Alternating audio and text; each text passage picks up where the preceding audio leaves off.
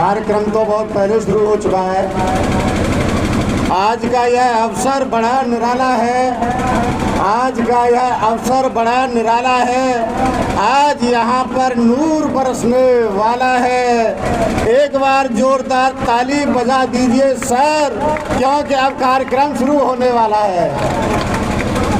मुस्कुराहट का कोई मोल नहीं होता, मुस्कुराहट का कोई मोल नहीं होता, कुछ रिश्तों का कोई तोल नहीं होता। वैसे तो मिलते हैं हर मोड़ पर लोग, मगर हर कोई हमारे बाबा साहब जैसा नहीं होता। अब मैं अपनी हास्य कविता की ओर बढ़ रहा हूँ। हे विचित्र भगवत गति, हे विचित्र भगवत गति, सीख लीजियो मान, और बुढ़ा यूं ही बैठा रहे, ऊपर उठे जवान। सज धज के गोरी चली, सज धज के गोरी चली, लेकर हरि का नाम, और आशा की थी राम की, मिल गए आसाराम। करम उजागर हो रहे, करम उजागर हो रहे, ये बाबा है भयभीत, हनी प्रीत की प्रीत में तड़प रहे गुरमीत। मात पिता को छोड़कर, मात पिता को छोड़कर आश्रम में क्या काम, इनकी सेवा कीजिए घर में ही तीर्थ धाम। कहन मेरी ये मानियो, कहन मेरी ये मानियो, मैं समझाऊं तो, अरे बातें झगड़ो मत करे, जो तो से तगड़ो होय। पत्नी किया क्या धरे सिरोधार जो लोग, उन्हें कभी नहीं व्यापता गृह कलेश का रोग। क्या सोचते हो मुझ में कॉन्फिडेंस नहीं है, क्या सोचते हो मुझ में कॉन्फिडेंस नहीं है, वक्त पहचानने का सेंस नहीं है। कॉन्फिडेंस भी है और सेंस भी है, पर क्या करूं इस उम्र में बैलेंस नहीं है। जवानी और बुढ़ापे में, जवानी और बुढ़ापे में बड़ा संघर्ष होता है। ये मन की मौज मस्ती है, मन बड़ा उत्कर्ष होता है। बुढ़ापे पर मत जाओ, बुढ़ापे पर मत जाओ, मन कभी बूढ़ा नहीं होता। ये बुढ़ापे पर मत जाओ, मन कभी बूढ़ा नहीं होता। बुढ़ापे में बुढ़ापे का बड़ा डेंजर्स होता है। क्या है ये बुढ़ापा, क्या है ये बुढ़ापा, बस खो मत आपा। क्या है ये बुढ़ापा, बस खो मत आपा। खिलता हुआ अंग अंग होना चाहिए, और बहू और बेटों के करो ना तुम रंग में भंग। बहू और बेटों के करो ना रंग में और भंग, बस टाइम पास करने का ढंग होना चाहिए। और हाँ में हाँ मिलाते रहो, बहू और बेटों के हाँ में हाँ मिलाते रहो, और हाँ में हाँ मिलाते रहो, और चक्क माल खाते रहो। वाणी में सहज खास रंग होना चाहिए, और इस बुढ़ापे का जीना है तब प्यारी प्यारी बुढ़िया का संग होना चाहिए। अब भी लगती है मुझको ये बुढ़िया बहुत हसीन, और क्या दिखला दूं आपको ये घंटी वाला सीन। और घर का नाम है चमेली, सब कहते हैं अलवेली। अब भी लगती है बुढ़िया मुझको नई नवेली, अजी और पुरानी बातों में खो जाती है। घंटी सुनते ही बुढ़िया दौड़ी दौड़ी आती है। और प्यार करेंगे जब तक, अरे प्यार करेंगे जब तक, ये दम में दम है जब तक, नहीं उम्र का कोई बंधन। अरे प्रियम तो प्रियतम है, छुपके से आ जाती है, घर भर कर न्यूज सुनाती है, आंखों में आंखें डालकर पर मंद मंद मुस्कुराती है। अरे हम दोनों का तो हर सपना जज्बाती है, घंटी सुनते ही बुढ़िया दौड़ी दौड़ी आती है और कभी हम दोनों में हो जाती है अनमन, मैं ही उसे मनाता, यही तो है अपनापन। पहले तो अदा दिखाती है, पहले तो अदा दिखाती है, फिर धीरे से मान जाती है, फिर बड़े प्यार से कहती है इस बुड्ढे को शर्म नहीं आती है। मुझको बेशरम बताकर, मुझको बेशरम बताकर खुद शर्माती है, घंटी सुनते ही बुढ़िया दौड़ी दौड़ी आती है। मेरी उम्र के लोगों, मेरी उम्र के लोगों, ऐसा ही जीवन जियो, छोड़ो बेकार की बातें, छोड़ो बेकार की बातें, बस प्रेम रस पियो। उसकी है एक सहेली, उसका है नाम राम ढकेली, अलबेली से बतियाने घर आ जाती है डेली। अरे मेरे प्यार की बातें उसे बताती है, घंटी सुनते ही बुढ़िया दौड़ी दौड़ी आती है। अब खेल रहे हैं हम दोनों, अब खेल रहे हैं हम दोनों जीवन की अंतिम पारी, और गेंद और बल्ले की आपस में हो गई यारी। मैं विकेट बचाता रहता, मैं विकेट बचाता रहता, वो ईजिंग बॉलिंग करती, मैं आउट ना हो जाऊं वो उसके भी डर से डरती, और बम्पर बाउंसर से मुझे बचाती है। उस एम्पायर की उंगली उठ ना पाती है, नहीं बनावट ठेठ देहाती है, 7 जन्मों के 7 वचन निभाती है। वो मैं आपके सामने प्रस्तुत करना चाहता हूँ कि आओ चलो बनाए भारत बाबा के ख्यालों का, खोजें कोई जवाब सुलगते जलते हुए ख्यालों का। आओ चलो बनाए भारत बाबा के ख्यालों का, खोजें कोई जवाब सुलगते जलते हुए सवालों का। क्यों सदियों से यहाँ निठल्ले फल का रस पी जाते हैं, मेहनत कस के हिस्से में क्यों गुठली छिलके आते हैं। कौन यहाँ इंसाफ करेगा, कौन यहाँ इंसाफ करेगा मेहनत करने वालों का, खोजें कोई जवाब सुलगते जलते हुए सवालों का। क्यों भारत से छुआछूत की जाति नहीं बीमारी है, जातवाद और भेदभाव का खेल निरंतर जारी है। आखिर कौन इलाज करेगा इन बीमार दिमागों का, खोजें कोई जवाब सुलगते जलते हुए सवालों का। आरक्षण को जातिवाद का मूल बताया जाता है, किंतु नाम के साथ जात का नाम बताया जाता है। जात विहीन समाज बनेगा कैसे इन मक्कारों का, खोजें कोई जवाब सुलगते जलते हुए सवालों का। कब तक द्रोणाचार्य यहाँ आदर्श गुरु कहलाएगा, एकलव्यों का और अंगूठा कब तक काटा जाएगा। कब तक द्रोणाचार्य यहाँ आदर्श गुरु कहलाएगा, कब एकलव्यों का और अंगूठा कब तक काटा जाएगा। कब तक यहाँ चलेगा सिक्का फर्जी मेरिट वालों का, खोजें चलो हिसाब का जलते हुए जवानों का। आओ चलो बनाए भारत बाबा के ख्यालों का, खोजें कोई जवाब सुलगते जलते हुए सवालों का। धन्यवाद। दीपक दिखाने के बराबर है। बाबा साहब के जितने भी उदाहरण हो हम कम पढ़ सकते हैं।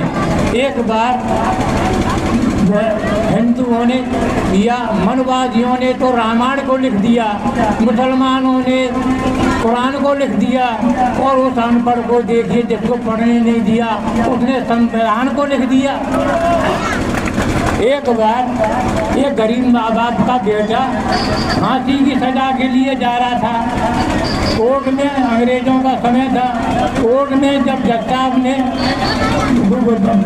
बच्चे के माँ बाप जब जज साहब के उसके पास अम्बेडकर जी के पास पहुँचे तो वो बड़े दुखी हुए और उन्होंने कहा कि देखिए हमने अपनी सारी पूंजी बेटे को बचाने में लगा दी लेकिन हम नहीं बचा पाए। तो अम्बेडकर जी ने कहा आप चिंता न कीजिए, आपका केस मैं लड़ूंगा। और कोर्ट में जा कर के जज साहब ने सभी की दलीलें सुनने के बाद में जब बाबा साहब से पूछा कि आप क्या कहना चाहते हैं तो उन्होंने कहा कि मुझे कुछ नहीं कहना, आप अपना फैसला सुनाइए। तो जज साहब ने जब फैसला सुनाया तो उसमें लिखा उन्होंने कि इनको फांसी दी जाए। और जैसे ही उनके गले में फंदा डाला गया तो उन्होंने रोक करके कहा कि बस स्टॉप। ऐसा है कि आपने सिर्फ मौत लिखी है, आपने सिर्फ फांसी लिखी है न कि मौत लिखी हो। इसलिए जब से उसी समय से अब लिखा जाता है हैंग टिल द डेथ। और देखिए नजर बाग में नजर पड़ी जब नजर को मिलते नजर से देखा, और नजर पड़ी जब नजर के ऊपर नजर को झुकते नजर से देखा। एक बार कवि सम्मेलन हो रहा था तो एक कवि महोदय ने, शायद आपने एक शायरी सुनी होगी, क्या चांदनी चांद से होती है, चांदनी चांद से होती है सितारों से नहीं, और मोहब्बत एक से होती है हजारों से नहीं। तो कवि महोदय ने लौट करके कहा कि अगर चांदनी चांद से होती है तो उन सितारों का क्या होगा, और अगर मोहब्बत एक से होती है तो उन हजारों का क्या होगा।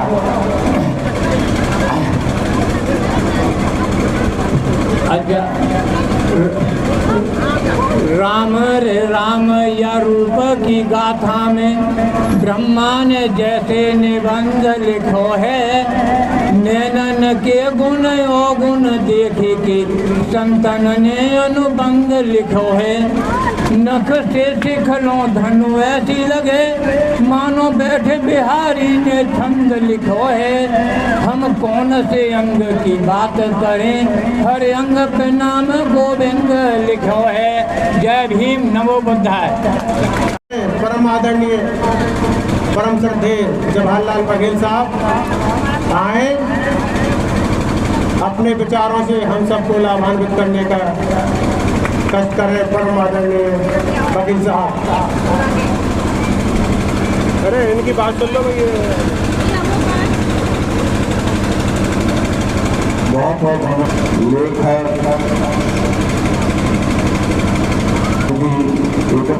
बना रहे हैं कार्यक्रम के मंच में सभी विराजमान हमारे महान गुरु भाई जगने मंच के समस्त सभी उपस्थित सज्जनों, छात्र बच्चों सभी को मेरा प्रणाम, नमो बुद्धा।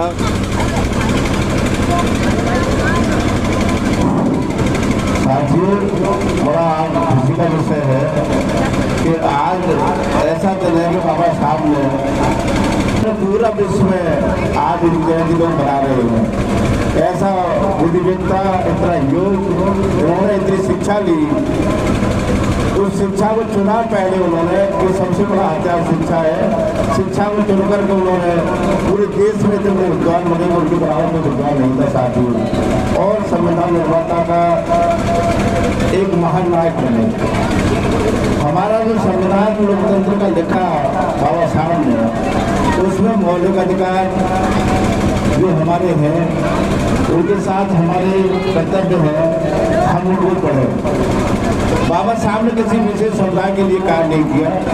बाबा साहब ने देश के जन जन व्यक्ति के लिए वो काम किया। हमारी बहनों को पढ़ने का अधिकार नहीं था, हम आपस में अपने व्यक्ति को बात नहीं कर सकते थे जो आज हमें मंच मिला है।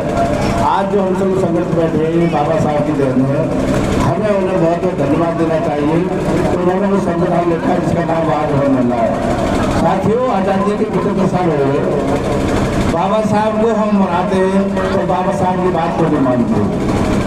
बाबा साहब ने जो कहा, बाबा साहब की जो प्रेरणा है, बाबा साहब ने खुद वो तो बुद्ध को पढ़ा, बाबा साहब को हम पढ़े और उनके जो मार्गदर्शक हैं, उनके जो दिशा निर्देश है उनको हमें काम करना चाहिए। मैं आप संगठन से बहुत प्रसन्न हूँ। आपका जो संगठन है सरदार जीवन में एक बहुत बड़ी इकाई बनने जा रहा है और ये कार्यक्रम हम बाबा साहब को करते हैं। ऐसे कार्यक्रम साल में कभी कभी समय समय पर करते रहे जिससे कि समाज में एक साथ सब लोग बैठे, समाज में एकता। संगठन देखिए, संगठन ही शक्ति है। जहाँ समाज एकता होता है, समाज से ही देश बनता है। देखिए, यहाँ पर दो चित्र लगे हुए हैं, महात्मा बुद्ध और बाबा साहब का, और दोनों के विचार बिल्कुल सेम है। आपने अपने महात्मा बुद्ध ने अपने परम प्रिय चचेरे भाई आनंद को एक उपदेश दिया था, आपको दीपो भव। आपको दीपो भव जिसका अर्थ होता है अपना प्रकाश स्वयं बनो। और वही बात बाबा साहब ने पुणे की एक मीटिंग में कहा था कि शिक्षा वह शेरनी का दूध है जो इसे पीता है वो दहाड़ता है। बंधुओं, मैं आपसे एक बात कहना चाहता हूँ कि हम और आप जो आज ये जयंती मना रही है,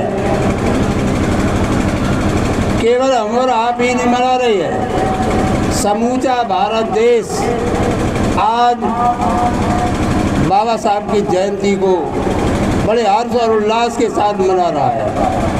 डॉक्टर भीमराव अम्बेडकर जी के बारे में कुछ शब्द कहना चाहती हूँ। बाबा साहब एक महान समाज सुधार, कानून के और भारत के निर्माता। उनका जन्म 14 अप्रैल 1881 में हुआ था। उन्होंने जीवन में जाति प्रथा और छुआछूत के खिलाफ संघर्ष किया। उन्होंने जीवन में जाति प्रथा और छुआछूत के खिलाफ संघर्ष किया। उन्होंने सभी नागरिक एवं महिलाओं के समान अधिकार दिलाने का कार्य किया। बाबा साहब ने हमें यह सिखाया कि शिक्षा और संघर्ष के बल पर कोई भी व्यक्ति समाज में बदलाव ला सकता है, बदलाव ला सकता है। भीमराव पे बहुत महान, सबको देते सम्मान। भीमराव पे बहुत महान, सबको देते सम्मान। कभी नहीं माने हार किया देश में खूब प्यार। कभी नहीं माने हार किया देश में खूब प्यार। सैनिक कर बने प्राण, भारत का बना दिया संविधान। सैनिक कर बने प्राण, भारत का बना दिया संविधान। जय भीम, नमो बुद्धाय। जय भीम, नमो बुद्धाय। आज का दिन बड़ा महान है। बनकर सूरज चंदा एक इंसान, कल है सबके भले का ऐसा काम। बना गए हमारा देश का संविधान, डॉक्टर बाबा साहब अम्बेडकर जी।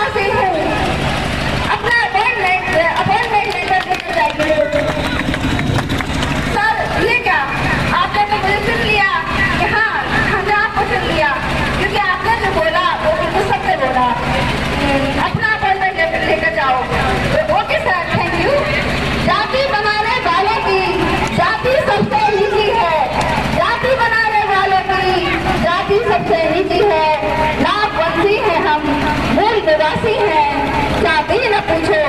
अब इसमें एक कहावत कबीर की भी आ जाती है कि जाति न पूछो साधु की, पूछ लीजो ज्ञान, मोल करो तलवार का, बहुत रहने दो बयान। यानी जो ज्ञानी पुरुष होते हैं उसकी जाति नहीं पूछी जाती। आप लोग मेरा इंटरव्यू लेने आए हो, लेकिन मुझे बड़ा अफसोस है कि आपके विचार इतने निम्न श्रेणी के हैं। Thank you sir. मुझे आपकी नौकरी नहीं चाहिए, मुझे अपना अधिकार चाहिए। मैं आपसे अपना अधिकार लेने के लिए आया हूँ। इसी के साथ मैं अपना आपसे थोड़ा बहुत समय लेना चाहती हूँ। में पधारे परम श्रद्धे और इस कार्यक्रम की शोभा बढ़ाने वाले हमारे सभी आगंतुकों का, जिन्होंने इस कार्यक्रम में अपनी गरिमामय उपस्थिति देकर चार चांद लगाया, उन सभी का हम अपनी टीम की तरफ से बहुत बहुत धन्यवाद ज्ञापित करते हैं और आभार व्यक्त करते हैं।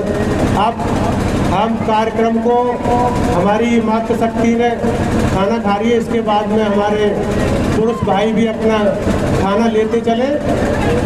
और अब अध्यक्षी हमारे आज के कार्यक्रम की अध्यक्षता कर रहे परम आदरणीय MP सिंह साहब से अनुरोध करूंगा कि सभी देवियों सज्जनों का आभार व्यक्त करें, आए और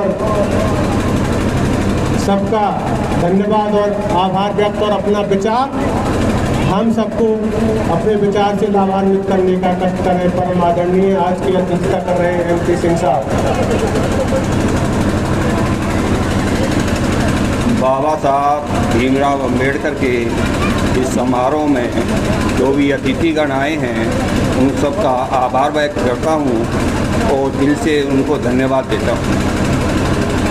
कार्यकारिणी समिति के जितने भी सदस्य हैं उनका भी मैं आभार व्यक्त करता हूँ। उन्होंने काफ़ी मेहनत करके इस मंच की शोभा बढ़ाई है। संचालक महोदय का भी मैं आभार व्यक्त करता हूँ, जिनके कारण ये कार्य संपन्न हो सके।